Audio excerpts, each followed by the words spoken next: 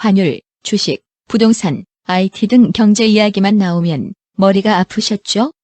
경제 뉴스, 신문을 봐도 무슨 이야기인지 알아듣기 힘드셨죠? 경제 브리핑 불편한 진실이 여러분의 확실한 두통 치료제가 되어드리겠습니다. 경제 뉴스가 연예 뉴스처럼 쉽게 들리는 그날까지. 경제 브리핑 불편한 진실.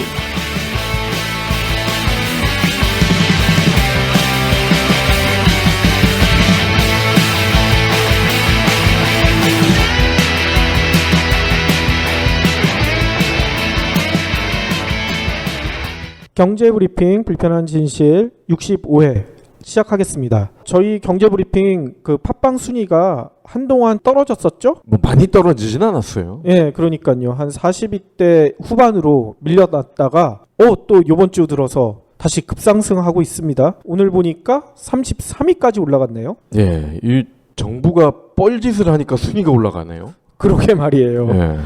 예, 저희 댓글 보니까 어떤 분은 저희 방송이 22위권에 들어간다는 거에 500원을 건다. 예. 그래서 조금 실망입니다. 나는 좀 많이 거실 줄 알았더니 겨우 500원만 거셔가지고. 다음에는 $500를 걸어주시기 바랍니다. 그렇군요. 아무튼 오늘은 저희가 금요일마다 전해드리는 선물의 시간인데요. 에코백 시작하도록 하겠습니다. 지난번 댓글을 통해서 국제 유가에 대해서 분석해달라고 부탁하신 분이 계셨죠?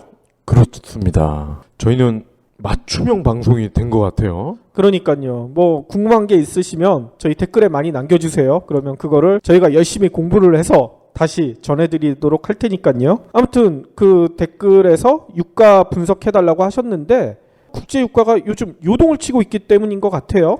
맞습니다.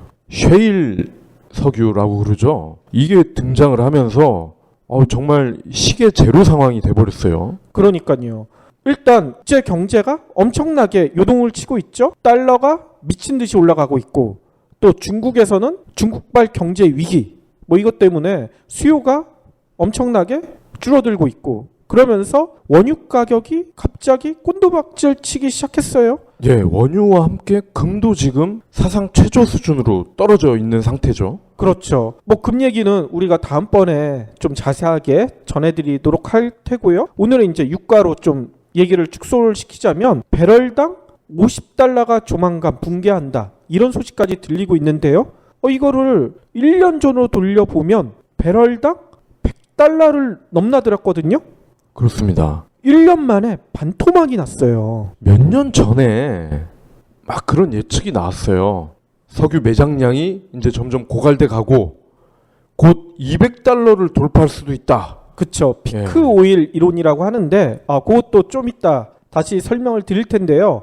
일단 원유 가격이 어떻게 1년 만에 반토막이 날 수 있는지 이게 좀 궁금하실 거예요. 원유라는 게 세계에서 가장 많이 거래되는 원자재인데 이렇게 가격이 급등락을 하면 좀 불안할 거 아니에요? 그렇죠. 근데 이렇게 급등락하는 원인이 뭔지 요거를 좀 설명드리려고 하는데요. 여러분들 중고등학교 경제학 시간에 경제학이라고 하나요? 경제 시간이 따로 있죠? 중고등학교 때도. 요즘은 있을 것 같은데요. 저희 때는 정치 경제. 정치 경제였나요? 예. 아무튼 경제 시간에 탄력성 개념 다들 한번 들어보셨을 텐데요. 원유는 대표적인 비탄력 재화입니다. 뭐냐면 가격이 올라갔다고 해서 원유 생산을 바로 늘리는 게 거의 불가능해요. 유정 하나를 팔려면 몇 년 전부터 그 일대를 다 조사를 해야 되고 조사가 끝난 다음에 유정 받고 하고 최소한 2, 3년 이상 걸리는 엄청난 작업이거든요. 그렇죠. 거기다가 들어가는 돈도 막대하게 들어가죠. 그렇죠. 천문학적인 돈이 들어가죠. 그렇기 때문에 가격이 올라갔다고 원유 생산을 바로 늘릴 수도 없고 또 가격이 내렸다고 원유를 물 쓰듯이 마구 쓸 수도 없는 상황이거든요. 그렇습니다. 원유 가격이 내리면 국내 기름 가격도 같이 연동해서 내려갈 테니까 지하철 타던 사람이 자동차 타고 다닐 수는 있겠죠. 그렇겠지만 그렇다고 몇 배로 석유 수요가 늘어나지는 않는다는 얘기입니다. 그렇기 때문에 공급과 수요에 조금만 변화가 있어도 가격은 엄청나게 변화하게 돼요. 이거를 경제학 교과서 혹시 탄력성 관련된 그 그래프를 보시면 좀 쉽게 이해가 가실 텐데 저희가 오디오로 전해드리기 때문에 뭐 그래프를 그리면 좀 쉬운 얘기를 좀 어렵게 하고 있어요. 아무튼 그러면 원유의 수요와 공급을 좌우하는 요인이 뭔가 요거를 좀 살펴봐야 될 것 같은데요. 원유의 수요는 세계 경제와 가장 큰 연관이 있어요. 경제가 좋아지면 원유 수요가 늘어나게 되겠죠. 왜냐하면 사람들이 여행도 많이 다니게 되고 또 생산도 늘리게 되고 원유를 많이 쓰게 된다는 얘기죠. 그리고 경제가 나빠지면 원유 수요는 줄어들게 되고 우리나라도 요즘 메르스 때문에 경제가 안 좋으니까 여행들도 안 다니고 자연스럽게 석유 소비도 좀 줄어드는 상황입니다. 근데 이런 수요 변화 때문에 유가가 얼마나 급등락할 수 있는지 확인할 수 있는 건이 2008년에 벌어졌어요. 뭐냐면 2008년 7월 정도에 국제 유가가 배럴당 한 140달러까지 올라갔어요. 좀 전에 이제 박 PD가 잠깐 언급했던 피크 오일이라고 있잖아요. 원유 생산이 정점에 이르렀다. 앞으로는 원유 생산이 줄어들 수밖에 없다. 이런 얘기가 나오면서 유가가 갑자기 급등하기 시작했어요. 이 피크 오일을 얘기를 하자면 어떤 나무에 열매가 열려 있는데 보통 열매를 따려면 우리 키 높이에 있는 열매는 그냥 손만 뻗으면 따기가 쉬우니까 쉽게 따게 되겠죠. 근데 키 높이에 있는 열매를 다 따게 되면 그 다음엔 어떻게 하겠습니까? 사다리를 넣어야 돼요. 사다리를 놓고 올라가서 따야 된다고요. 아니면 다른 사람의 목마를 타고 올라간다거나. 그리고 재수없으면 따다가 떨어질 수도 있고. 그렇죠. 그렇기 때문에 생산 단가가 올라간다는 얘기거든요. 우리 키 높이에 있는 아주 개발하기 쉬운 유전들은 이미 개발이 다 끝났다. 앞으로는 사다리를 놓고 올라가서 열매를 따듯이 원유 개발도 점점 더 깊이 들어가는, 그러니까 생산 단가가 올라가는 원유밖에 남지 않았다. 이렇기 때문에 오일 가격이 갑자기 급등하기 시작했습니다. 뭐냐면 앞으로 따기 힘든 것만 남으니까 사람들이 필요도 없는 현재 사용하지도 않을 원유들을 다 사재끼기 시작했어요. 말하자면 사재기를 하기 시작했다는 거죠. 전 세계적으로. 그래서 이때 전 세계적으로 조선업이 호황을 이뤘는데 그게 뭐냐면 석유 나르는 운송선이 있죠. 유조선. 전 세계적으로 모든 나라들이 다 유조선을 만들기 시작했어요. 그게 그렇죠. 석유를 단순히 자기네 나라로 가져오려고 유조선을 만든 게 아니라 그 유조선 안에 석유를 쟁여놓기 위해서 전 세계적으로 유조선을 엄청나게 만들기 시작했거든요. 기억이 나네요. 제가 아는 후배가 이때 현대중공업인가? 그 정몽준 아저씨가 오너인 회사 있잖아요. 예, 현대중공업 맞죠. 거기가 이런 큰 배를 주로 만들잖아요. 그렇죠. 주가가 3배가 오른 거예요. 예. 샀을 때보다. 그래서 그때 기분 좋다고 술을 막 사서 제가 얻어먹었던 기억이 나네요. 술 얻어먹은 네. 기억만 나는군요. 거기다가 2008년에 또 이런 일이 벌어졌어요. 이라크 전쟁. 후세인. 그때 난리가 났었잖아요. 그러면서 이라크가 엄청나게 석유를 많이 생산하는 국가였잖아요. 예. 전쟁이 나니까 석유 생산이 잠시 멈췄을 테고, 그러니까 피크 오일 이론에 이라크 전쟁까지 터지면서 가수요가 확 늘어나니까 유가가 그때 배럴당 140달러를 웃돌았고, 메릴린치 같은 곳에서는 전망을 배럴당 200달러를 돌파할 것이다. 뭐 이런 얘기가 나왔어요. 근데 메릴린치가 200달러 돌파할 거라는 보고서를 내자마자 유가가 떨어지기 시작했네. 왜 뭔 일인지 모르겠어요. 그때 금융위기가 시작이 되고 그 서브프라임 모기지 사태. 그렇죠. 예. 서브프라임 모기지 사태가 벌어지면서 미국 경제가 한 방에 훅 갔잖아요. 미국 경제가 훅 가니까 전 세계적으로 다른 나라들은 어떻게 됐겠습니까? 다른 나라들도 다 몸살일 수밖에 없어요. 유조선에 석유 다 쟁여놨는데 그거 어떻게 하겠어요? 앞으로 경제가 나빠지니까 안 되겠다. 그거 다 팔아제끼기 시작한 거예요. 그러면서 유가가 어떻게 됐냐면 5개월 만인 2008년 말에는 40달러로 떨어졌네. 아까 140달러라고 그랬잖아요. 네. 5개월 만에 100달러가 떨어진 거야. 이때 되게 좋았어요, 저는. 이때 휘발유 가격이 리터당 1,300원? 거의 10년 전 가격으로 제가 주유를 했던 기억이 나요. 아, 그렇군요. 네. 지금도 굉장히 낮은 편이잖아요. 그래서 1,300원, 1,200원 이래서 차를 정말 많이 타고 다녔던 기억이 또 나네요. 그렇군요. 아무튼 가수요가 사라지면서 유가가 이렇게 급락할 수도 있다. 이게 2008년에 벌어진 상황인데 최근에도 비슷한 상황이 전개되고 있어요.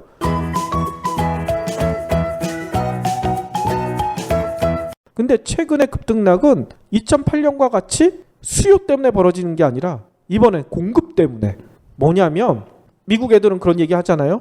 신이 선물한 땅이다. 진짜 신이 선물한 땅인가? 갑자기 뭐 이상한 게 터지기 시작했어요. 세일가스, 세일 오일이라고 하는데 네. 이게 쉽게 얘기하면 모래에 석유가 섞여 있는 거예요. 그렇죠. 그래서 기존에는 개발하는 게 쉽지가 않았어요. 그냥 유정을 파면 뭐 쉽게 원유가 나오는데 모래랑 석유가 섞여 있는 거 개발하는 게 생산 단가가 훨씬 비싸니까 개발할 생각을 전혀 안 하고 있었는데 이게 기술이 발달하다 보니 세일 오일 생산이 가능해진 거예요. 그러면서 특히 미국이 전 세계 세일 오일이 가장 많이 묻혀 있는 나라다. 이런 얘기가 한때 나왔었어요. 네. 그러면서 미국이 미친 듯이 이제 세일 오일을 파내기 시작했죠. 그리고 자기네 땅에 이게 있다.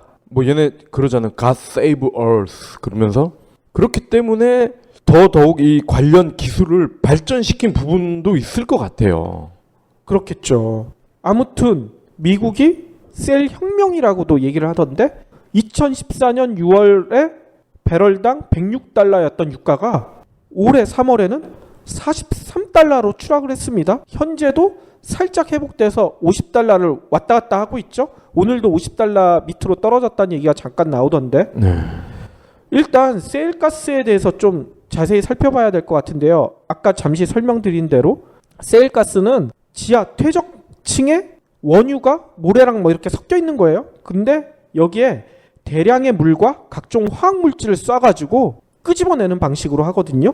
아까 얘기했듯이 채굴이 어렵고 비용이 많이 들어서 주목받지 못했다고 했는데 현재는 신기술 개발로 이제 대규모 생산이 가능해졌어요. 얼마 전에 MIT 공대가 발표한 거에 따르면 5년 전에 비해 세일가스 생산에 드는 굴착 시간이 50%가 단축이 됐대요. 네. 그리고 한 번에 팔 수 있는 굴착 거리도 2배 이상 길어졌다는 거예요. 그러니까 생산 단가가 거의 절반 이하로 떨어졌다는 얘기가 되는 거죠. 덕분에 미국에서는 원유 생산량이 평균 958만 배럴 뭐 이렇게 늘어났다고 해요. 근데 현재 세계 최대의 산유국 하면 어디라고? 사우디죠. 사우디라고 알고 계시잖아요. 예. 사우디의 하루 평균 석유 생산량이 1033만 배럴이에요. 그러니까 미국이랑 별로 차이가 안 나는 거예요. 그러네요. 이제. 조만간 미국이 세계 최대 산유국이 될 수도 있다. 전문가들은 이렇게 예상을 하고 있어요. 야, 이 기름마저 미국이 1등을 먹으면 이거 어쩌라는 거야. 그러니까 이거 뭐 통합 챔피언이잖아요, 그러면. 그렇겠죠. 일단 그러면 아까 탄력성 개념으로 다시 돌아가 보면 미국 같은 경우에는 이렇게 세일 매장량이 많고 그러면 이걸 좀 조절하면 되지 않겠느냐. 왜냐하면 배럴당 43달러까지 떨어졌는데 아니 좀 덜 생산하면 미국 입장에서는 더 비싸게 팔 수 있으니까 더 유리하지 않느냐. 근데 왜 세일가스를 이렇게 많이 생산해내지? 이렇게 좀 의문이 생기시잖아요. 이게 오페크와의 힘 겨루기 요거를 좀 살펴보셔야 될 것 같아요. 뭐냐면 유가 결정권 이걸 놓고 미국과 오페크는 벌써 150년 이상 전쟁을 치르고 있습니다. 일단 석유가 예전부터 있긴 있었어요. 뭐 기름 같은 거 뭐 이집트에서도 사용하고 뭐 했었는데 맞습니다. 예. 현대적인 개념에 유정이 생겨난 거는 한 150년 정도 됐다고 그래요. 예. 1859년에 미국 펜실베니아주에서 석유를 뽑아내는 뭐 유정을 파면서 시작됐다고 하는데 그 이후에 미국이 주도하기 시작했어요. 뭐냐면 텍사코라든지 걸프 오일, 로얄 더치 스텔 뭐 이런 미국 메이저 업체들이 중동 지역 석유까지 다 장악을 한 거야. 그래가지고 세계 석유 자원의 85%를 한동안 미국이 좌지우지를 했어요. 그러니까 미국이 석유 가격을 지 마음대로 결정을 할 수가 있었어요. 그래서 한동안 미국이 엄청나게 잘 나갔었죠. 지금도 잘 나가고 있지만. 그렇죠. 이 석유를 뽑아낼 수 있는 기술과 장비를 미국만 가지고 있으니까. 그러니까요. 근데 1970년대 중동에서 아니 내 땅에서 나는 내 석유인데 왜 미국 애들이 와서 이 자기 주인 행세를 하지? 사람들이 열받은 거야. 중동 사람들이 다 들고 일어났어요. 그러면서 석유 민족주의 뭐 이런 얘기까지 나왔어요. 네. 오펙이 힘을 받기 시작했습니다. 오펙은 1960년대에 중동, 남미 산유국들이 만든 단체거든요. 그러니까 석유 수출국 기구 뭐 이렇게 얘기를 하잖아요. 일단 이란, 이라크, 쿠웨이트, 사우디, 베네수엘라 이 5개 나라가 힘을 합쳐가지고 오펙을 만들었고 그 이후에 뭐 카타르나, 리비아, 알제리, 나이지리아, 에콰도르, 앙골라, 아랍에미리트 연합 뭐 이런 나라들까지 가입해서 현재는 한 12개국 정도가 가입돼 있다고 하는데 오페크가 1970년대부터 석유 민족주의 얘기가 나오면서 이제는 석유 가격 내가 결정할래. 이렇게 나오기 시작한 거예요. 그게 가능했던 게 전 세계 원유 생산의 40%를 이 오페크 12개국이 차지하고 있었고 특히 석유 수출의 60%를 차지하고 있었어요. 그러니까 충분히 가능한 얘기 아니에요. 미국 니네가 왜 주인 행세 우리가 석유 가격 결정할 거야. 그래서 70년대 1, 2차 오일 쇼크가 왔잖아요. 석유 가격이 갑자기 팍 뛰었어요. 네. 그러면서 미국 경제도 한때 그때 타격을 엄청나게 입었죠. 그렇죠. 우리나라도 마찬가지고. 그래서 얼마 전까지만 해도 석유 가격의 주도권은 오펙이 가지고 있었고 오펙이 무슨 회의를 한다 하면 우리나라 속보에도 막 나왔어요. 맞아요. 뭐 예. 몇 시 속보해가지고 뭐 오펙에서 뭐 석유 생산량을 어떻게 결정하기로 했습니다. 이런 얘기가 주요 뉴스로 다뤄졌어요. 근데 요즘은 그게 안 나오잖아. 그 이유가 뭐냐면 아까 얘기했던 석유 결정권을 미국이 다시 찾아온 거야. 그게 뭐냐면 세일 오일 가지고 세일 오일이라는 신무기를 가지고 미국이 아까 얘기했잖아요. 세계 최대의 산유국인 사우디를 제낄 정도로 석유를 많이 생산해내기 시작하고 있어요. 특히 미국은 세계 최대 석유 수입국이었거든요. 그렇기 때문에 미국이 다시 오페크로부터 석유 결정권을 찾아오려고 하니까 오펙은 어떻게 하겠습니까? 결정권 뺏기면 지네 입지가 없어지니까 오펙에서는 그러면 그동안에 엄청난 부를 축적했잖아요. 석유 팔아가지고 중동 국가들 장난 아니게 잘 살잖아요. 그거 가지고 그러면 그래 우리가 손해를 보는 한이 있어도 미국 셀 가스, 셀 오일 생산업체들 다 죽여버리겠어. 어떻게 하냐면 석유 가격을 미친 듯이 낮추기 시작해요. 필요도 없는 공급을 엄청나게 늘려가지고 공급이 늘어나니까 어떻게 되겠습니까? 비탄력적인 재화니까 석유 가격, 유가가 급락하기 시작해요. 왜 그렇게 했냐면 아까도 셀가스를 만들어내려면 생산 단가가 많이 든다고 했었잖아요. 오펙이 판단했을 때는 배럴당 $60 이하면 셀 업체는 다 도산할 것이다. 왜냐하면 셀가스를 만들어내는 생산해내는데 배럴당 $60가 넘기 때문에 그러니까 $60 이하로 막 떨어뜨리기 시작한 거야. 근데 문제는 미국이 또 가만히 있지 않잖아. 그렇죠. 엄청나게 세일 오일 관련 기술을 개발하기 시작해요. 아까도 MIT 공대나 이런 데들이 IT 쪽만 공부하는 게 아니야. 자기네 땅에서 이렇게 신이 주신 선물 같은 세일 오일이 나왔으니까 이걸 어떻게 하면 싸게 파낼 수 있는가 이걸 엄청나게 자기네 나라에 있는 수재들 모아다가 연구를 하기 시작했어요. 그러니까 세일 가격 생산 단가가 확 떨어지기 시작했네. $60 이하로 내려갔는데도 미국 업체들이 도산을 안 해. 그러면 어떻게 하겠습니까? 치킨 게임이라고 하잖아요. 네. 누가 먼저 두 손 드느냐. 예전에 제임스 딘의 이유 없는 반항. 네. 그거 혹시 보신 기억이 있는지 모르겠어요. 거기서 뭐가 나오냐면 제임스 딘이랑 또 한 청년이랑 여자를 놓고 싸우다가 경쟁을 해요. 자동차 2대 나눠 타고 절벽으로 달리는 거예요. 누가 더 절벽 가까이 가고 누가 더 끝까지 버티느냐. 바로 절벽 앞에서 쓰면 다행이지만 절벽 앞에서 못 쓰면 절벽 밑으로 자동차랑 같이 떨어지니까 먼저 죽게 되는 거죠. 그 경쟁을 합니다. 결국은 그 영화에서는 제 기억으로는 상대방이 멈추지 못하고 절벽에서 떨어져서 죽은 걸로 나왔었거든요. 미국과 사우디도 지금 그 상황인 거예요. 가격을 점점 떨어뜨리면서 누가 먼저 죽느냐 경쟁을 하고 있는 거죠. 그렇죠.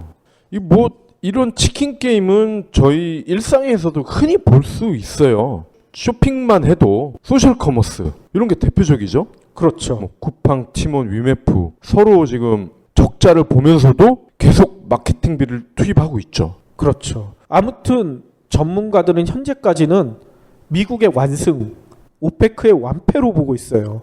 60달러 이하로 유가가 떨어졌는데도 미국 세일 업체들은 오히려 생산을 그래 우리도 한번 늘려볼 거야 하면서 미친 듯이 늘리고 있어요.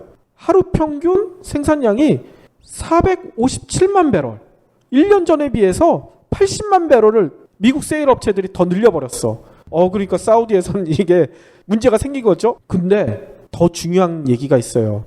여러분은 국내 최초 팟캐스트 큐레이션 미디어 뉴스백에서 진행하는 경제 브리핑 불편한 진실을 듣고 계십니다. 미국과 오페크의 힘겨루기보다 더 중요한 사건이 뭐냐면 미국이 세계 경제를 놓고 지금 어디랑 싸우고 있죠? 중국이죠. 그쵸. 중국이 1대1로 뭐 이런 얘기를 하고 AIIB라는 뭐 아시아 개발은행 뭐 이런 것도 만들면서 왜 미국 니네만 세계에서 왕초 노릇해? 우리도 충분히 왕초가 될 수 있어. 중화 사상 전 지구에 다 퍼뜨리고 중국 애들은 진짜 실제로 그런 얘기를 한다고 해요. 우주 개발도 하고 있잖아요. 지금 창어 몇 호까지 썼더라? 3호인가? 몇 호까지 썼죠? 네. 우주선 쏘는 이유가 뭐냐면 우주에 중화 사상을 퍼뜨리기 위해서. 중국의 목표는 그거예요. 우리가 중화민족이 지구뿐만 아니라 전 우주적으로 최고다. 뭐 이거를 증명하고 싶어하는 애들이거든요. 그래서 중국도 전 세계적으로 석유 패권에 대해서 상당히 관심이 많습니다. 얼마 전까지만 해도 미국이 세계 최대 석유 수입국이었는데 이게 바뀌었어요. 그렇죠. 최근에 중국이 석유 수입 1위를 차지했네. 이러니까 상황이 급변하기 시작한 거예요. 그건 피부로 느낄 수가 있어요. 최근에 베이징이나 상하이 갔다 오신 분은 아실 거예요. 아, 이래서 중국이 세계 1위의 석유 소비국이구나. 숨을 못 쉬거든. 자동차를 하도 많이 타고 다녀서 소비해서. 자동차도 자동차지만 공장에서 나오는 각종 안 좋은 가스 이런 것들이 너무 많아가지고 그 신문에서 아마 국제면 토픽으로 보셨을 거예요. 결혼하는 신부가 하얀 웨딩드레스를 입잖아요. 근데 방독면을 쓰고 방독면. 그러니까 대기할 때는 방독면을 쓰고 있다가 하나 둘 하면 그때 탁 벗는 거야 방독면을. 사진 찍을 때만 벗고. 왜 그러겠어요? 그만큼 석유를 많이 쓴다는 얘기죠. 일반인들이 잘 모르는 사실 중에 하나가 엄청나게 경제력을 키우면서 자원외교가 이명박만 한 게 아니에요. 이명박은 애들 장난이죠. 그렇죠. 전 세계에 엄청난 원자재를 사들이는 것뿐만 아니라 원자재가 나오는 광산이나 특히 석유가 나오는 유전도 엄청나게 사들였어요. 그거를 통해서 글로벌 원유 거래 허브를 구축하겠다. 중국의 목표예요. 왜냐하면 지금까지도 원유 거래는 주로 미국 아니면 유럽에서만 되고 있었거든요.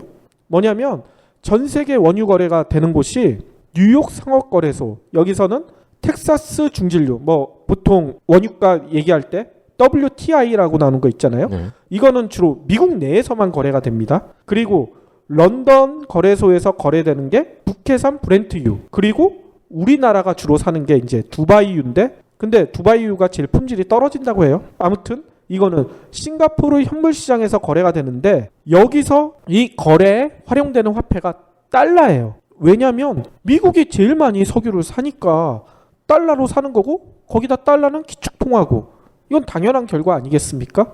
근데 미국이 2008년 금융위기를 겪으면서 석유 수입량이 줄어들기 시작했죠. 아까 잠시 얘기했던 중국이 세계 최대 원유 수입국으로 떠올랐어요. 그러면 중국은 어떻게 하겠습니까? 야, 우리가 제일 많이 사는데 굳이 달러 쓸 필요 있어? 그냥 위안화로 하자. 이렇게 얘기가 나오는 거야. 그러면서 글로벌 원유 거래 허브까지 구축하겠다. 상하이의 선물 거래소에 원유 선물 거래를 추가하겠다. 이런 발표까지 했네요. 이러면 어떻게 하겠습니까? 미국 입장에서는 아주 자존심 건드리는 얘기예요. 그렇죠. 지금 이 석유를 거래할 수 있는 세 곳 거래소를 말씀하셨는데 미국, 영국, 중동이잖아요. 그쵸? 그러니까 미국 입장에서는 영국은 어차피 자기네들의 선조의 땅이라고 생각을 하고 있거든요. 그렇기 때문에 인정. 중동 역시 기름이 나오는 곳이니까 인정. 이 세계 외에 또 하나가 나오는 것은 용납을 할 수가 없는 거죠. 그렇죠. 근데 미국이 더 빡도는 얘기가 있어요. 뭐냐면 2009년경부터는 사우디가 이게 확인되진 않았는데 슬쩍 위안화로 좀 거래를 한 정황이 포착되고 있어요. 게다가 요즘 미국이랑 또 한판 뜨고 있는 나라가 있죠. 러시아가 중국에 수출하는 원유에 달러가 아닌 위안화로 결제를 했다. 이런 게 얼마 전에 드러나 버렸어요. 왜냐하면 러시아 입장에서는 우크라이나 사태 때문에 미국이랑 유럽이 경제 제재 비슷한 걸 지금 하고 있잖아요. 그렇죠. 러시아 입장에서 달러로 나 못해. 미쳤어? 내가 왜 달러를 써? 그러면서 다 필요 없어. 우리는 그냥 중국이랑 거래할래. 그러면서 러시아는 자연스럽게 위안화로 결제를 한 거고. 그러니까 중국은 아까 얘기한 대로 상하이 선물거래소에 원유 선물 거래를 시작하겠다. 이렇게 나오니까 미국 입장에서는 어떻게 하겠어요? 중국을 그냥 놔둘 수가 없잖아요. 그렇죠. 달러, 위안화, 그리고 기름을 가지고도 중국과 또 다툼을 하게 되는 거죠. 그러니까요. 일단 미국의 카드가 있습니다. 신이 주는 선물 같은 세일 오일이 있잖아요. 미국은 지금까지 석유를 수입만 했어요. 미국에서도 엄청난 석유가 나오고 있죠. 텍사스 중진류. 근데 이걸 생산해봤자 미국에서 거의 다 소비가 돼. 그러면서 수출할 여력이 별로 없었어요. 근데 미국에서 쓰고도 남는 세일가스가 나오기 시작했으니 이거 어떻게 하겠습니까? 미국은 조만간 석유 수출에 나설 것이다. 왜냐하면 중국을 흔들기 위해서라도 이런 얘기가 전망들이 나오고 있어요. 중국 상하이에 생기는 선물 거래 이쪽으로 가지 말고 그냥 미국에서 거래하자. 전 세계에 이렇게 러브콜을 보낼 가능성이 높다는 얘기인 거죠. 향후 유가에 대해서 다들 관심들이 많을 텐데요. 여러 가지 얘기가 엇갈리고 있습니다. 현 유가가 당분간 유지가 될 거다. 횡보를 할 거다. 아니면 급락할 거다. 또 그것도 아니다. 오히려 예전처럼 피크 오일 때처럼 다시 급등할 수도 있다. 이런 전망들이 엇갈리고 있는데요. 저희가 지금까지 설명드렸던 이런 흐름들을 좀 자세히 살펴보셔야 될 것 같아요. 일단 결론부터 얘기하면 당분간 급등할 가능성은 거의 없다고 보셔야 될 것 같습니다. 일단 미국이랑 오페크랑 치킨 게임이 아직도 끝나지가 않았어요. 또 오페크가 어떤 카드를 또 꺼내들지 몰라요. 꺼내드는 카드라는 게 뻔하잖아요. 석유 가격? 그러면 세일 업체들이 두 손 들 때까지 더 떨어뜨려 버려. 이렇게 나올 수가 있거든요. 증산을 더 엄청나게 할 가능성이 높아요. 특히 이란이랑 미국이랑 되게 앙숙이었잖아요. 예. 근데 얼마 전에 미국이랑 관계가 좋아졌어. 이란도 다시 석유 수출을 본격적으로 재개할 가능성이 높아졌어요. 그러면 유가가 올라갈 가능성이 그만큼 더 떨어진다는 얘기가 나오고 있고요. 거기다가 또 한 가지 염두에 둬야 될 게 아까 잠시 미국이 세계 최대의 세일가스 매장량을 자랑한다. 근데 중국은 그거의 2배가 많다는 그런 얘기들이 있어요. 뭐냐면 미국 에너지 정보청에서 얼마 전에 조사를 해봤더니 기술적으로 개발 가능한 중국 세일 오일 매장량이 미국의 2배가 넘는다. 이렇게 보고서를 냈어요. 그러니까 막 세계가 뒤집어졌어. 근데 그러면 중국은 세계 최대의 석유 수입국인데 지네 나라에 이렇게 석유가 많은데 왜 이걸 개발하지 않고 있을까? 좀 이상하잖아요. 근데 아까 얘기 드렸듯이 세일 오일을 개발하는 게 만만치가 않아요. 특히 아까 물을 쏴가지고 한다고 그랬잖아요. 물이랑 화합물을 쏴서 한다고 했는데 중국이 대표적인 물 부족 국가입니다. 석유 개발에 쓸 만큼 여유가 많지가 않아요. 그래서 지금까지는 세일가스, 세일 오일 개발에 적극적으로 나서지 않았다. 이런 분석들이 있어요. 근데 아까도 얘기했듯이 MIT 공대나 미국의 엄청난 수재들이 세일 오일 어떻게 하면 쉽고 싸게 개발할 수 있는가 기술을 열심히 개발하고 있다고 했잖아요. 중국 애들은 그거 어떻게 하겠어요. 모방의 천재들 아니에요. 그렇죠. 그 기술 어떻게든 또 사오던 베끼던 할 거란 말이에요. 그러면 현재는 셀 유정 1개 개발하는데 저수지 1개 정도 필요한다고 하는데 이게 반개가 될 수도 있고 뭐 진짜 잘만 하면 페트병 하나로도 개발할 수 있는 그런 기술도 나올 수가 있을 테고 그러면 중국 입장에서는 본격적으로 셀가스 개발 나설 수도 있지 않을까 이런 전망들이 나오고 있다는 얘기인 거죠. 중국 사람을 이제 한족이라고 그러잖아요. 한족의 특징 중에 하나가 패를 절대 다 보여주지 않는다는 거예요. 제가 예전에 그 진시황 병마용이 있지 않습니까? 아, 그렇죠. 그 시안에 뭐 서안이라고 뭐 한문으로는 표기를 하던데 여기를 갔을 때 놀랬어요. 이렇게 그 진흙 뭐 테라코타로 만든 실제 사람 크기의 그런 뭐 인형이라고 해야 되나요? 진흙으로 만든 인형들이 엄청난 규모로 이렇게 둘러싸여져 있는데 가이드가 이런 말을 하더라고요. 한국 사람인데 더 놀라운 것은 이 병마용이 지금 여러분들이 보고 있는 병마용은 빙산의 일각이다. 이게 어떤 한 농부가 우물물을 캐기 위해서 이걸 팠대요. 파다가 이게 발견이 됐다네? 발견할 병마용은 훨씬 더 많다는 거예요. 아, 아직도 그거를 그렇죠. 계속 발굴을 하고 있는 거군요. 그 사람 말로는 지금 우리가 보고 있는 병마용은 전체의 5%도 안 된다는 거야. 그렇군요. 그래서 아니 물론 뭐 중국 땅에 있는 유산이긴 하지만 이거는 세계 유산일 수도 있는데 왜 그거를 빨리 안 보여주냐? 그랬더니 중국 사람의 특징입니다. 뭔가 돈이 될 것 같고 반응이 커질 것 같은 것들은 쟁여놨다가 나중에 위기 상황이나 이럴 때 빵 터뜨린다는 거예요. 아, 그럴 수 있겠네요. 그러니까 만만기 전략이 그게 무서운 거란 얘기들을 하더라고요. 그럼요. 거기에서도 그 한족의 특징이 확인이 되잖아요. 시엘가스 역시 제 개인적으로 봤을 때는 물론 뭐 물이 없고 뭐 이런 상황이 있지만 분명히 대안책을 만들 수 있을 거예요. 그럼에도 미국이 하는 짓거리를 보고 나중에 아마 액션을 마련을 할 거예요. 그러겠죠.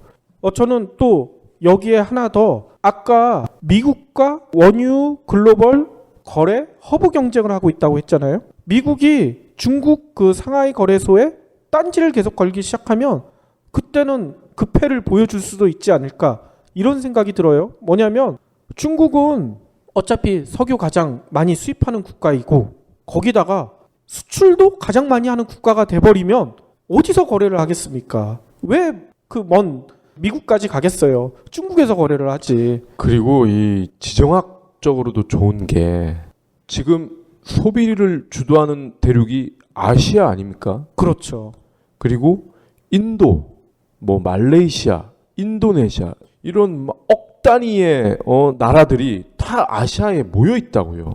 그러니까 아프리카 같은 경우는 성장률이 워낙 낮기 때문에 아직도 시간이 더 필요하지만 아시아 같은 경우는 소위 말하는 개발도상국 또는 준개발도상국들이 너무 많기 때문에 중국이 마음만 먹으면 그 지위에 올라갈 수가 있는 거죠. 그렇죠. 그렇기 때문에 종합을 해보자면 석유 공급은 당분간 계속 늘어날 가능성이 많아요. 오페크도 미국에 지지 않기 위해서 증산에 나설 가능성이 높고 그거에 대항하기 위해서 미국은 밀리지 않기 위해서 셰일가스 계속 개발해낼 테고 거기다가 중국 흔들기 위해서 더 증산할 가능성도 있고 중국 입장에서는 미국에 밀리지 않기 위해서 그래 우리도 한번 해보자 여기도 치킨 게임에 동참할 가능성이 높아요. 그렇기 때문에 석유 생산이 현재보다 더 늘어나게 될 가능성이 높고 그렇다고 현재 세계 경제가 막 좋아서 그 늘어난 공급을 감당할 만큼 수요가 늘어나면 좋은데 수요는 늘어날 가능성이 별로 없어 보여요. 그렇게 되면 이 비탄력적인 석유 가격이 원유 가격이 어떻게 되겠습니까? 올라가는 거는 거의 불가능하지 않을까 이런 생각이 들어요. 그리고 이 자동차 얘기를 안 할 수가 없는 게요. 이 석유 관련 전문가들이나 이 뭐 선물 시장, 현물 시장의 전문가들이 늘 얘기를 해왔어요.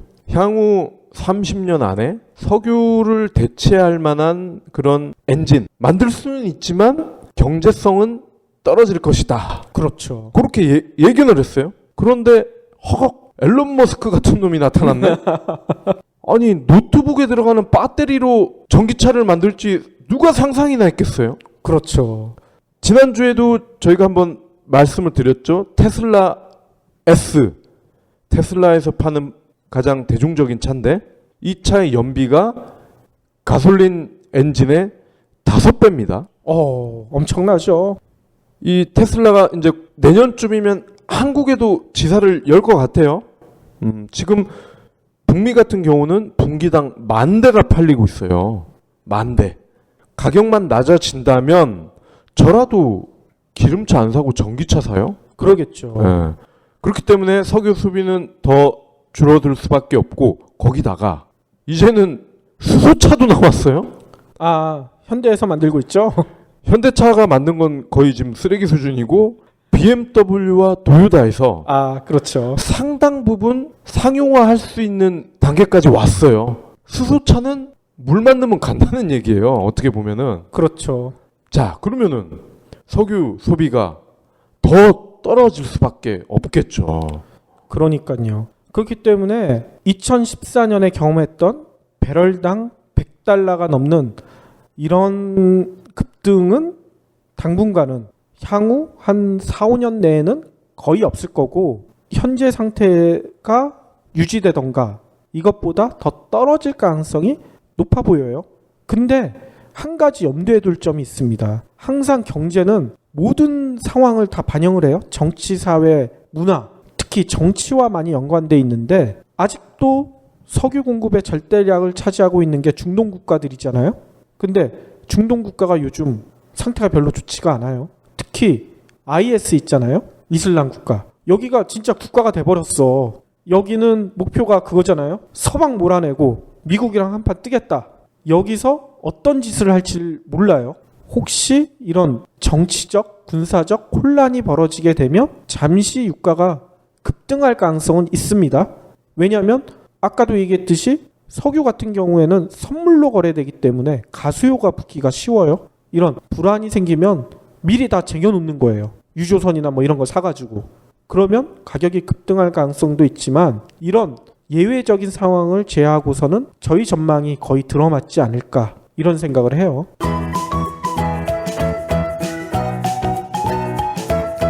아무튼 지금까지 유가에 대해서 알아봤는데요. 다음 시간에는 좀 미시적으로 들어가 봐야 될 것 같아요. 그러면 국내 유가는 어떻게 결정되는가? 왜 이렇게 국제 유가가 떨어지는데 왜 우리나라 기름값은 안 떨어지지? 뭐 이런 생각들을 하잖아요. 그리고 또 일반인들이 잘 이해하기가 힘든 얘기가 유가가 떨어지면 우리나라 경제 좋아져야 된다는데 우리나라 석유화학 업체들 다들 짐 싼다. 공장 다 멈췄다. 이런 얘기들을 하잖아요. 도대체 왜 그런 상황이 벌어지는지에 대해서 좀 더 자세하게 알려드릴까 합니다.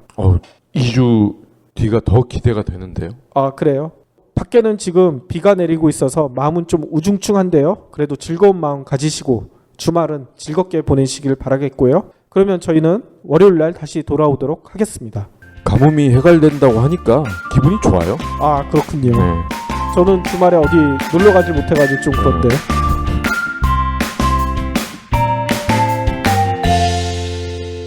본 팟캐스트의 저작권은 뉴스백에 있습니다.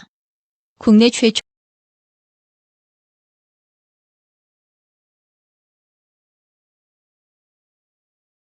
환율, 주식, 부동산, IT 등 경제 이야기만 나오면 머리가 아프셨죠?